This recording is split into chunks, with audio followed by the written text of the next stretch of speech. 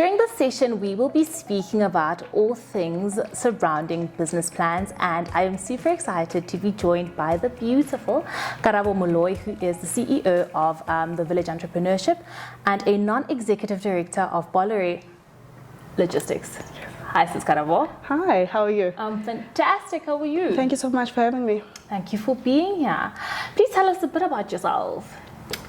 So Karabo is obviously a simple girl from Soweto. That's where I was born, and she studied engineering, made her way up in life just a little bit. Trying times, I must say. It was not very easy because every second door was closed, but she found a window and eventually made it to being the CEO of the Village Entrepreneurship. And the Village Entrepreneurship is obviously a entrepreneurship platform, which is the epicenter of entrepreneurship on the continent, and we do this by catalyzing economic transformation through a unique ecosystem, and as well it's all about forging those relationships and strategic partnerships in order for these entrepreneurs to pivot from just being a small business into being seated as non-executive board members or running these global entities and giving them a doorway or a stepway into Africa. So essentially that is what the Village Entrepreneurship is all about. Super exciting, and I think this is what this platform is all about. Ladies such as yourselves coming onto the show, telling all of us and sharing all your information and all your experiences. It's just amazing for us to have you here. We're very, very excited. Thank you. I think I'm more excited to be on the show. I think Africa is lacking with a lot of role models and a lot of people in which they can look up to. So this is very exciting that we're here and we're talking about one or two things that could inspire somebody today.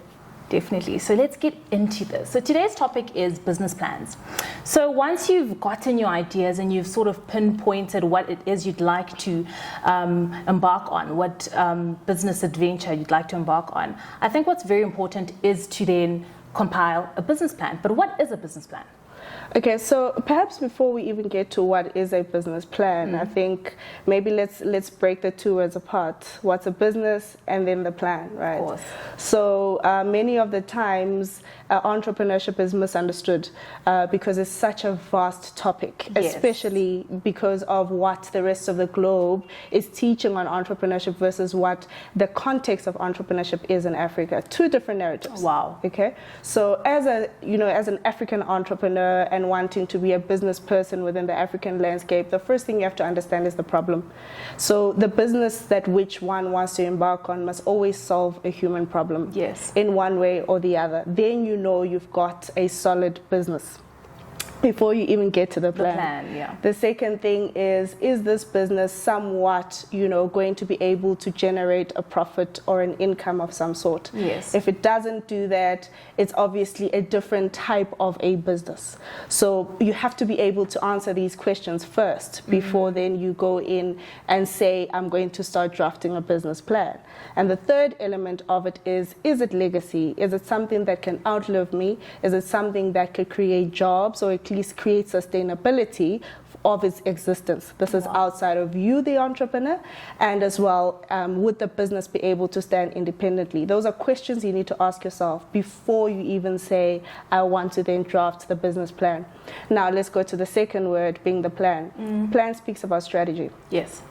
So what is the strategy in which one wants to take in order to attain or achieve the things in the business or the things written about the business? Many times it is said, quite popular, that you have to follow your purpose so that you don't work a day in your life, right? Yes. Many of the times, women in particular, they do businesses according to their purpose or rather passion. Yes. Correct. So how do you then convert that into a business using a plan?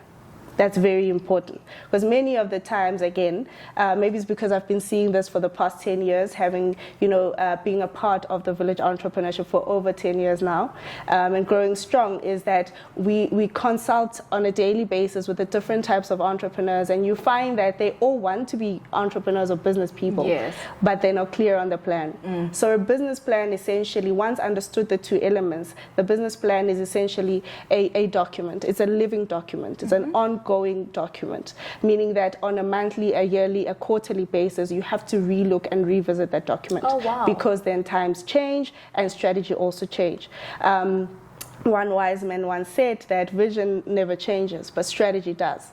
So likewise with a business and a business plan. So this particular living document is where you then write down obviously what you want to see, what you want to ascertain, the importance of why you even in that business. So in writing a business plan, you must answer the why, as in who are you servicing, why are you in this business, and essentially what do you want to achieve from this particular business. Then moving from there is then coming up or positioning that particular piece of paper to be attractive to an investor or to be attractive to a certain target market. So it's almost like all your thoughts written down in a structured document that is pushed to an intended outcome. And also it's a guiding principle. The business plan is a tool and a guiding principle. So that's the purpose then? That's the purpose, so that you don't go astray. Okay, It keeps you in check. Understood. I actually thought of a business plan as something that you compile and then it's cast in stone. You never revisit it. And I think that's very powerful. What you said now is that strategies do evolve. You need to return and, evaluate and see if that's still applicable. Correct. And the reason why it's a living document is, should you decide to change direction or improve on maybe a portion or aspect of the business, you revert back to your business plan. Again, a business plan has many divisions of it, or it's derived in different ways, because then you've got the mega document being the business plan, and out of that comes out the pitch deck, comes out the various proposals, comes out your financial planning, and. So once you've mastered, the bigger picture, then it's easier to then make the changes on the separate elements within the business plan. But most importantly, it is guiding for the entrepreneur to know why are they in that business, who is the business essentially meant for, what problem is it solving, and lastly to attract the target audience or the investor, depending on what the business is. So how do I go about even initiating that whole process? Where do I start? What are the components of a business plan? All right, so easy way out of it is first to do a vision board, right? Oh, nice. Many of the times it is said to a dream board. I remember doing that as a child. I would cut out pictures out of different magazines, paste it all together to say, this is the house I'm going to live in, this is the car I'm going to drive, this is how many kids I'm going to have, right? So you do the same with a business plan. So this is called a vision board that you're going to have to say, all right, this is where I am now, and this is where I'd like to be in the next 2 years, 3 years, 5 years, 10 years.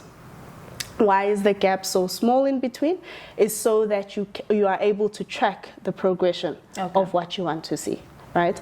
And then, of course, the business plan is very futuristic. So you must be able to set it for a 3-year period, 5-year, 10-year, and beyond. But then a standard would be a good 10 years, because then again, statistics do tell us that an SMME, a small business in South Africa, actually it's global, it's a global statistic, that in the first 3 years of operation, they actually fail.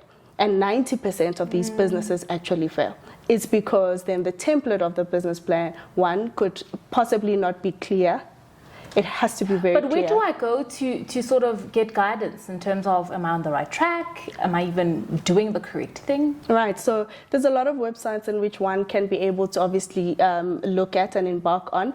Maybe then, speaking about one of the programs that we have, which is called the Village Boardroom Experience, which is talk about a live 30-day impact ruling competition where entrepreneurs then come in and work as a new company formed, and they need to literally work from scratch by drawing out a vision board to say, as company innovators, as an example, innovators, we need to have an organogram that shows the CEO, the COO, right through to the C-suites, into the operational team, and the next step should be, what is our logo, what is the business aimed to do, what is the executive summary of this particular business. So the executive summary then speaks to, it's a summary of essentially that whole document, right?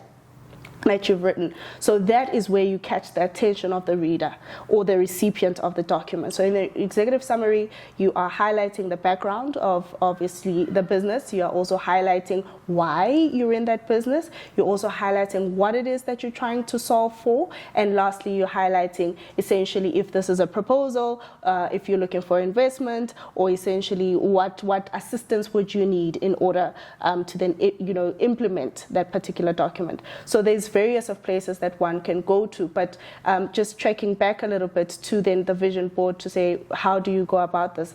You started off with a vision board, what it is that you want to see. Then once you've done that, is literally segment the business plan out. You then say, okay, first of all, what? Okay. What is it? What is this business about? Dream. Don't be afraid to dream. Yeah. Business plans are never wrong.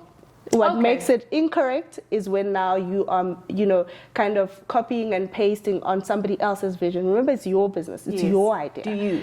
Do you, right? Yeah. So dream about it. Dream about it of the what. Once you're done with the what is the why. Very important. I've been saying that, but it's so crucial. The why then becomes, what problem are you solving, right? Is it unemployment you're trying to solve? Then that's the why. The reason I'm doing this business is because. Right? And then once you're done with the why, is the what. It's the where. The where now speaks to where is this business going to operate, what this business is going to, in its operation, what is it aimed to achieve, and. Then the last part is obviously the how this will be implemented. So once you have the vision board, you must be able to answer all of those as your starting point. Your starting point. Once you've compiled your business plan and answered these various questions, what then? What's the next step? So once you've done answering all of those questions, is obviously just getting a table of index or a table of content. It's a table of content, people normally, what I've seen is that they normally draft the table of content after they've written. That, guilty. Guilty. Right? Yes. After they've written. And guess what? So you'd find that you haven't even covered most of the aspects of the business plan. So first is to start with your table of content. Okay. It starts off with the executive summary. From the executive summary, you then go into your operational plan. You go in. There is a set format in which this can be done. But what we've seen over and over with time, especially because now investors these days are really looking for the why, how much, when am I getting my money back? Yes. So you need to be very precise and concise in how you're presenting this information, and then working through your table of content, and then the last part is obviously your annexures. Don't forget to tell your story while writing your business plan. When I say that, is because people do business with people. They don't do business with businesses. They want to see the personality behind the driver of this particular business. Of course. Don't get too sentimental, but at least show the initiative, or rather show the intent of doing this business, so that even as a reader is looking at it, they can still feel the personality and the passion of the author of this business plan, to say, I think we've got something going here. Be precise, be concise, and lastly, be very factual in your business plan. Not wishy-washy, taking chances, know what you're talking about. Very factual. Yes. Starting point is A, ending point is Z, the blocks in between, how much everything is going to cost, what are the steps to getting there, and essentially what it is that you are looking for at the end of the day. It sounds, I thought it was a very intimidating process, but I never quite thought of it in a vision board sort of manner where you commence from that point. And I feel like from there it is a bit simpler. Absolutely. Yeah. So just at your point, is some of the questions I come across on a daily basis. And one very interesting stat is that South Africa, or rather Africa, is still lacking a lot in terms of business training and development. So these are some of the things that as an entrepreneur, I mean, I've been a hustler and I'm selling, call it t-shirts, right? I'm selling t-shirts for the past 10 years and there I am. Of course, I'm making money, but the structure now, because now I have to move my business from South Africa selling t-shirts in Soweto to now selling to the Dubai market. And there's an investor who's saying, hey, you know, I could potentially give you $1 million for you to then go into Dubai and launch this product, right? You could easily do that. Now that's when it dawns on the entrepreneur to say, oh my goodness, I actually don't have a business plan, a proposal, all of those things. So it is a huge lack within the African context in terms of skills development and training. And platforms such as ours is one that focuses a lot into that. So it's not taking you away from being the entrepreneur, but it's just formalizing yourself. Empowering you. Of course. Formalizing, empowering you so that you are able then to sit at the big people's table and actually have something to say. But how long is too long? How long should it be? It shouldn't be too long. When I say shouldn't be too long is 300 pages. All right? It shouldn't be. Unless if you're doing a really, really big transaction or you're now a really, really big company and you've got a lot to tell. But if you're still a startup, you know, there is no limit to start and to end. But what I've found to say it could be a comfortable, you know, kind of page size is anything between 1 page to 50 pages. That makes it decent enough. But of course, if you've got a lot, depending also on the type of business you're in. So if you're in a service business, it's a little less, I'll call it, because then you're talking more suppliers and how everything's going to work. But if you're more in a product type business, you obviously have to then add in all the information around the product type, all the information around your suppliers, and which could make it quite lengthy. Yeah. However, what is most important is what are you trying to communicate? And making sure that whatever it is you're trying to communicate is clear. That is the most important element of a business plan. I've gained so much knowledge, it's shocking. Like as I said, I was intimidated about compiling a business plan because I have attempted before, and let me tell you, it was not the easiest of things to do. Yeah, no, it can seem very very daunting, but once you're able to understand from yourself to say, why am I doing this business, you know, and what is this business about, then it then becomes easier. There are professionals that obviously one can then engage with to then help you. But again, you can't go to the doctor and say, I'm sick. You must at least be clear of where's the pain coming from so that they can be able to help you. Yes. So you have to then get yourself to, you know, at least doing 3 or 4 different drafts of business plans, so that you get acquainted with the language that is used, which is very important. Who is the recipient, right? If you're talking to VCs, right, venture capitalists, you should know the language in which they want to hear or rather read. Of course. Right? And if you're talking to, call it foundations or philanthropic investors, they have a different tone as well. If you're talking to government, it's a different tone. So you have to. It's very important in your business plan and the approach in which you are writing this plan. So keep it very simple. Many of the times you see these big words. Yeah, don't do that. These big words. And when now, remember, the business plan is a supporting document.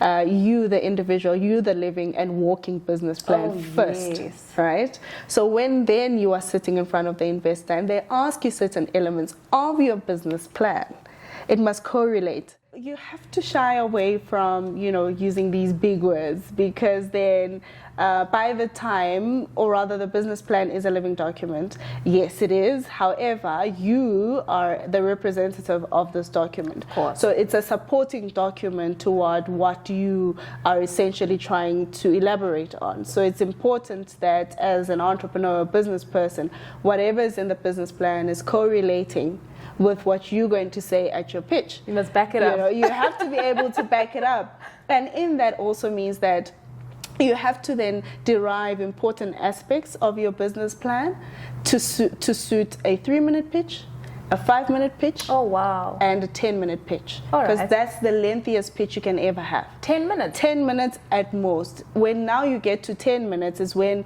you really are sitting in front of the investor, and now they, asking you or posing you questions thereof, or rather post the 3 minutes that you would have kind of went in and killed it. Okay. Right? So you must be able to summarize and take key elements of this huge document. Sell it.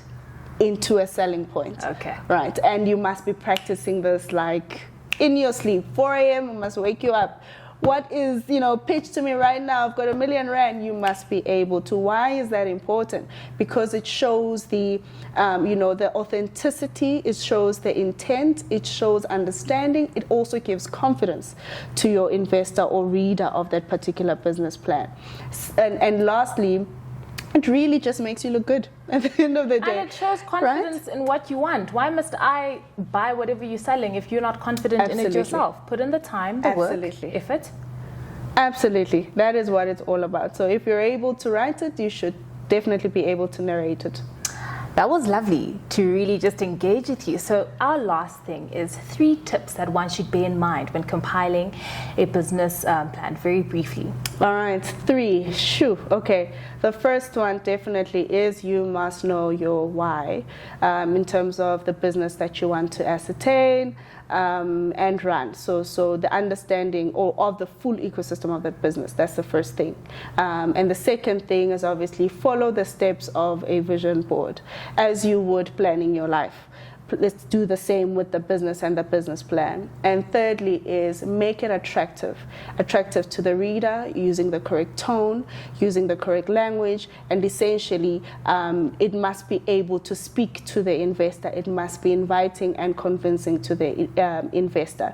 I think that's the best 3 that I could possibly give toward creating or writing the perfect business plan. Amazing. Thank you so much. The beautiful Karabo. Thank you for making time for us, for availing yourself and sharing these words and pearls of wisdom, rather. Thank you so much. Thank you so much for having me. I hope the viewers have learned 1 or 2 things. They really have. They have. That's it from myself, Lalela Mswane. Thank you so much for joining us, and let's keep the conversation going on Instagram. #BeReady.